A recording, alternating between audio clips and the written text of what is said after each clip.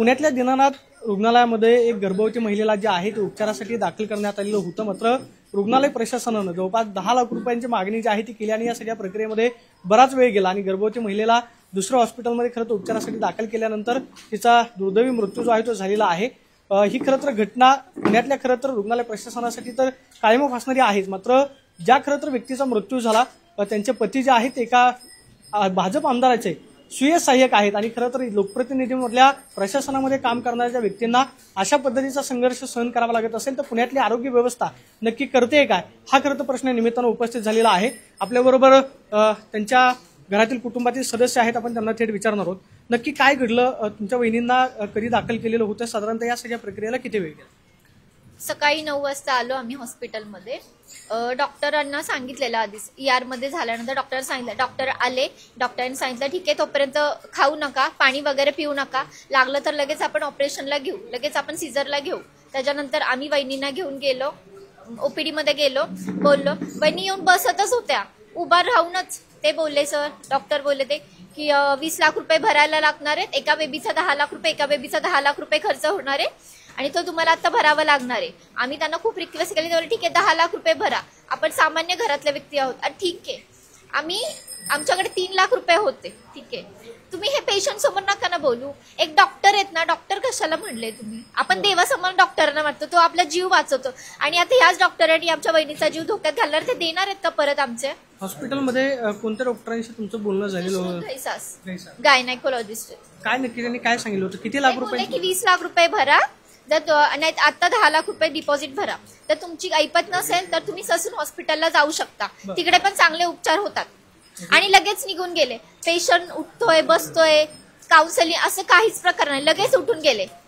म्हणजे त्याच्यानंतर जोपर्यंत आम्ही पैसे भरत, आम्ही तिथल्या सगळ्या त्या ज्युनियर स्टाफला विचारलं, ज्युनियर डॉक्टर त्यांना विचारलं, आता ऍडमिशन करा, आम्हाला ऍडमिशन करायचंच आहे, ट्रीटमेंट तरी चालू करा. आम्हाला डॉक्टरांनी सांगितलंय जोपर्यंत डिपॉझिट भरत नाही तोपर्यंत ह्यांचे पेपर बनवायचे नाहीत.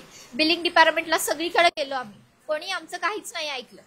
म्हणजे त्या वक्तव्याचा परिणाम रुग्णाच्या मानसिकतेवरती झाला आणि धक्का झाला. तिचा BP आधीच वाढलेला आमच्या वहिनीचा. तुम्हीच विचार करा ना, आपण सर्वसामान्य माणसं आहोत, जर आपल्याला 20 लाख रुपये भरायला सांगितले, कुठनं आणणार आहोत आपण? आणि हे सोशल मीडियावरती लोक म्हणतात ते 20 लाख रुपये काय, तुम्हाला माहिती आहे तुम्ही प्रायव्हेट हॉस्पिटलला जायचं कशाला? ते ट्रस्ट हॉस्पिटल आहे ना, सरकारची जमीन आहे ना. दुसरं देखील या सगळ्या प्रक्रियेमध्ये खरं तर त्यांनी सहकार्य केलेलं आहे. तुम्ही किती वाजता हॉस्पिटलमध्ये गेलेला होता, तिथल्या डॉक्टरांची भाषा नक्की काय होती? खरं तर जे व्यक्ती आहे एका आमदारांचे स्वीय सहाय्यक आहेत, तुमचे मित्र, आमदारांच्या स्वीय सहाय्यकाला जर अशा परिस्थितीचा सामना करावा लागत असेल तर सर्वसामान्यांच्या त्या रुग्णालयामध्ये काय? तेच आम्हाला खूप सरप्राइझिंग आहे की सुशांतनी अनेक लोकांचे मुख्यमंत्री साहित्य निधीतून उपचार घडवले, अनेक गोष्टी कोविड काळामध्ये त्यांनी प्रयत्न केले आणि त्या व्यक्तीबरोबर हे घडतंय. दुसरी गोष्ट, आमदार साहेबांचा फोन असू दे, वेगवेगळ्या आमच्या प्रशासकीय मित्रांचा फोन असू दे, एवढे फोन गेल्यावरती सुद्धा तिथली आरोग्य व्यवस्था पैशाच्या पुढे तस्कीमच नाही झाली. आणि मला वारंवार एकच प्रश्न पडतोय की आम्ही सगळे मध्यमवयीन आहोत, 2.5-3 लाख रुपयाची आमच्याकडे खूप मोठी व्हॅल्यू आहे आणि 2.5-3 लाख रुपये आम्ही 1-1.5 तासात गोळा केले होते. त्या 2.5-3 लाख रुपयाला व्हॅल्यू नाहीये का? कमीत कमी तुम्ही पेशंटला जे प्रायमरी उपचार आहे ते करायला घ्या. डिलिव्हरी होऊसपर्यंत बहिणींचे आम्ही पुढचे पैसे गोळा केले असते. आणि सगळ्यात महत्वाचं, हे दीड महिन्याचं पॅकेज होतं, बाळं NICU मध्ये राहायचं. लोकांना जो प्रश्न आहे 20 लाख रुपये लागतात का डिलिव्हरीला, तर त्यांनी या सिच्युएशन मध्ये सुद्धा आम्हाला एक पॅकेज क्रिएट करून दिलं, ज्याच्यामध्ये महिनाभर आम्ही बाळांना ठेवू, त्याच्यानंतर 20 लाख रुपये लागणार आहेत. तर त्याचे पैसे एवढे तुम्हाला अर्जंट होते का? आमच्या वहिनी आणि बाळ तर तुमच्याकडेच राहणार होते ना, आम्ही रोज येणारच होतो ना, आम्ही पैसे भरणारच होतो ना, आमचे आमदार साहेब फोन करतच होते ना, म्हणजे आम्ही पैसे तर देणार आहोत. वरनं जर तुम्हाला एवढ्या चांगल्या व्यक्तींचे फोन येत आहेत तर आमची ऐपत नव्हती का हो पैसे भरायची? आम्हाला लोकांची मदत झाली नसती का? प्रसंगी माझ्या मित्रांनी जमीन सुद्धा विकायचं त्यांना हे केलं होतं. आणि मी तर माझ्या मित्राबद्दल एवढं सांगते ना बाबा, ती पण वेळ आली नसती, ज्या प्रकारची सिच्युएशन होती आहे ना, गरजच नसती पडली आमच्यासाठी. ज्यांनी एवढ्या लोकांसाठी केलं, एवढे हात उभे राहिले असते. पण हे जे काय होतंय, ही एक हॉस्पिटल, एक वृत्ती, एक माणूस, हे नसून एक कृती आहे. म्हणजे हॉस्पिटलचं पहिलं काम असणार की म्हणजे कुणी आला तरी उपचार करणं, पैसे कमवण्याचं, म्हणजे पैसे जरी उपचारासाठी खर्च होत असले तरी सुद्धा प्राथमिक उपचार जे आहे ते करणं गरजेचं होतं. 100% करायला पाहिजे होतं. तिला एवढं ब्लिडिंग होत होतं, ते ब्लिडिंग थांबवणं, तिला एखाद्या चांगल्या हायजीन ठिकाणी ठेवणं. या घटनेला म्हणजे याला सुरुवातीला दिदी, सुशांत, जावई बापू हे तिघं गेले होते. त्याच्यानंतर या सगळ्या गोष्टी झाल्या. ना साधारण 10:30-11 वाजता मला फोन आला की बाबा ना असं असं इथं होतंय, तू पटकन ये. मी त्याचा ना खूप जवळचा मित्र आहे आधीपासून. आणि आम्ही सुशांत मी पुण्यामध्ये. आता काय कारवाईची मागणी करताय? गुन्हा दाखल झाला पाहिजे? नक्कीच गुन्हा दाखल झाला पाहिजे, पण सगळ्यात महत्वाचं हॉस्पिटलवरती कारवाई प्रशासनाने करायपेक्षा मला वाटतं लोकांनी कारवाई करायला पाहिजे. या सगळ्या गोष्टीनंतर मला काही मेसेजेस आले, काही फोन आले की नाही की ना अशामुळे ना चांगल्या लोकांना उपचार भेटणार नाहीत, आम्ही त्यांना डोनेशन देतो. अशा लोकांना तुम्ही डोनेशन देता, अशा लोकांना आहे ना तुम्ही ना ते उपचार करता असं म्हणता. हे ना एक ठराविक लोकांसाठी ते उपचार करतायत का? ज्या लोकांना गरज आहे त्या लोकांसाठी ते उपचार करत नाहीये. आता त्या लहान 2 बाळांची तब्येत कशी आहे? त्यांना सध्या कुठल्या रुग्णालयामध्ये त्यांच्यावर? आता त्यांना आम्ही त्यांची डिलिव्हरी सूर्य हॉस्पिटलला झाली. ते सूर्य हॉस्पिटलमध्ये ते 2 बाळ आता ICU मध्ये आहेत, NICU मध्ये आहेत. आणि बाळांची प्रकृती आता चांगली आहे. आता ती बाळं आता खूप चांगल्या प्रमाणात ग्रोथ करत आहेत.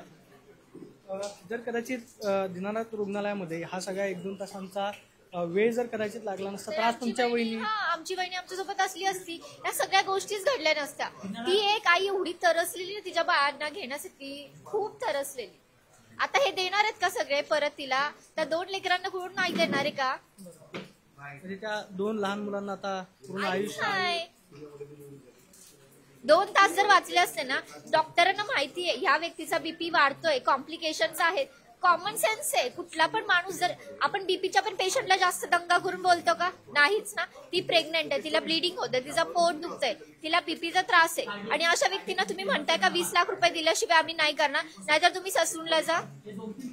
कॉमन सेन्स आहे ना. हार्टच्या पण पेशंटला, साधं बीपी असणाऱ्या पेशंटला आपण शांत आवाजात बोलतो की नाही? मग तुम्ही एवढे कॉम्प्लिकेशन असाल, तुम्ही असं कसं म्हणू शकता ना?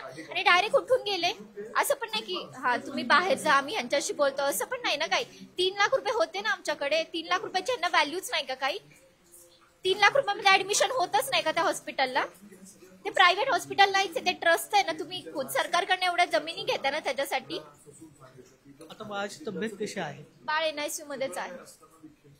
तर आपण पाहतोय की पुण्यातली खरं तर माणुसकीला काळीमा फासणारी घटना म्हणावी लागेल. 10 लाख रुपयांची मागणी केली, मात्र सगळ्यात महत्त्वाचा प्रश्न आहे, आरोप प्रत्यारोप होत राहतील, मात्र ज्या 2 बाळांना ज्या आईनं जन्म दिलेला आहे त्या 2 बाळांना मात्र आईविना पुढचं आयुष्य काढावं लागणार आहे.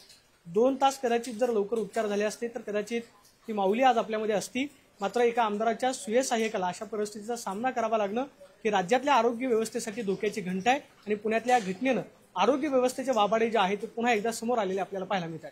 कॅमेरा पर्सन अभिजित पेशेसोनी प्रदीप कापसे, TV9 मराठी, पुणे.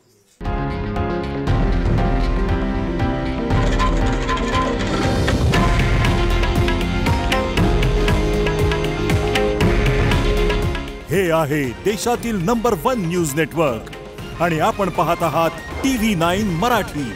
काळजी तुमची, हित महाराष्ट्राचं.